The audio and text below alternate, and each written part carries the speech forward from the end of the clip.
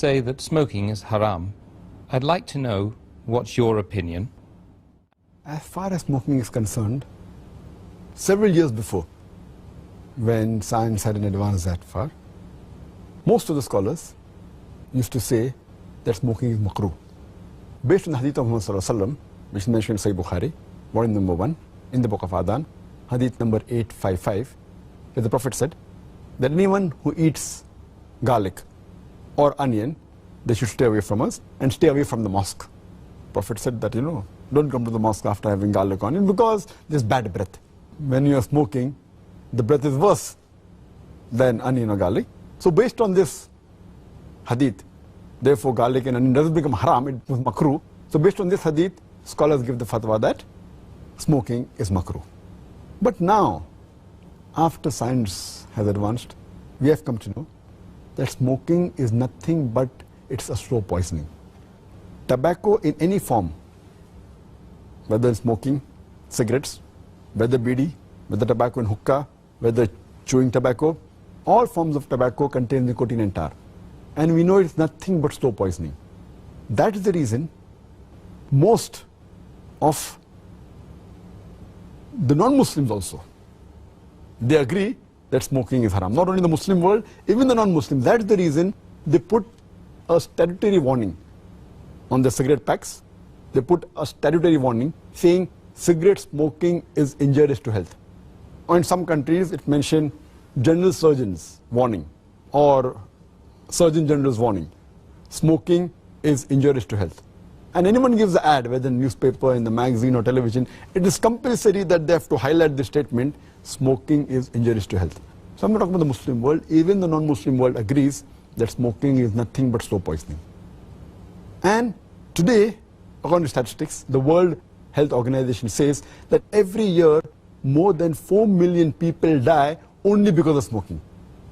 And if you count the other forms of tobacco, it will be much more. And today medical science tells us, and even I had learned when I was doing my medicine in the medical college, that more than 90% of the lung cancer deaths are only due to smoking, whether cigarette or bidi or whatever it is. 25% of the cardiovascular deaths are only because of smoking. 70 to 75% of bronchitis and related deaths are only because of smoking. Smoking is nothing but slow poisoning. It blackens your lips, blackens your gums, your fingertips, it damages your lips, it damages your esophagus, it damages your stomach, and it can cause constipation, it can cause loss of appetite, it can cause loss of libido, your sexual power gets suppressed, it can cause immunity to the drugs you take, and it reduces the defense of your body. And you can only give a talk on why smoking is haram, and I've given a talk on dietary laws in Islam, and I've covered this topic in detail. Time doesn't permit me here. But based on all these various research, there are today more than 400 fatwas. The majority of the scholars, they agree that smoking is haram, and all form of tobacco is haram. There may be certain scholars of certain countries, including this country where I come from, India, they say it is makruh yet, but most of the scholars, otherwise, throughout the world, majority of them, they agree that smoking is haram. Allah says in the Quran, in Surah Araf, chapter number 7, verse number 157, that you follow the prophet, the unlettered prophet who's mentioned in your law and scriptures.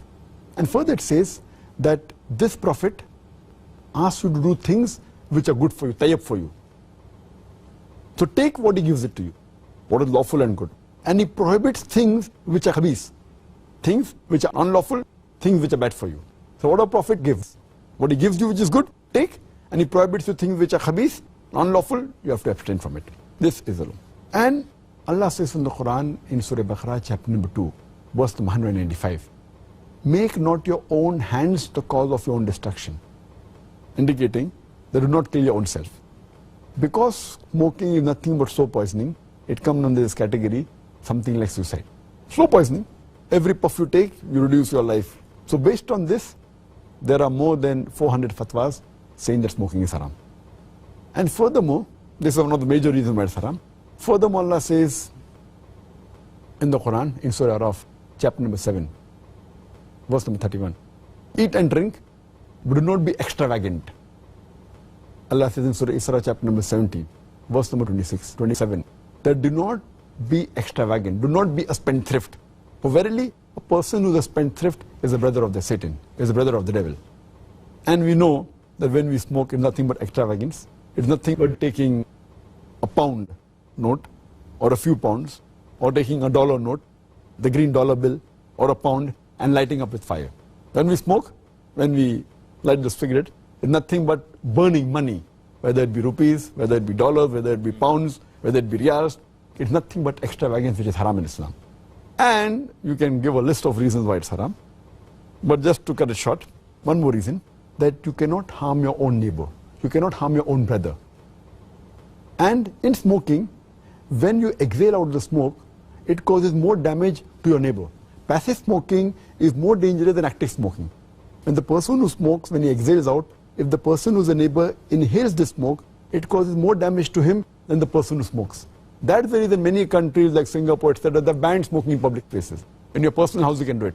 In public places, in government places, smoking has been banned. So based on this, it's haram. So smoking is haram.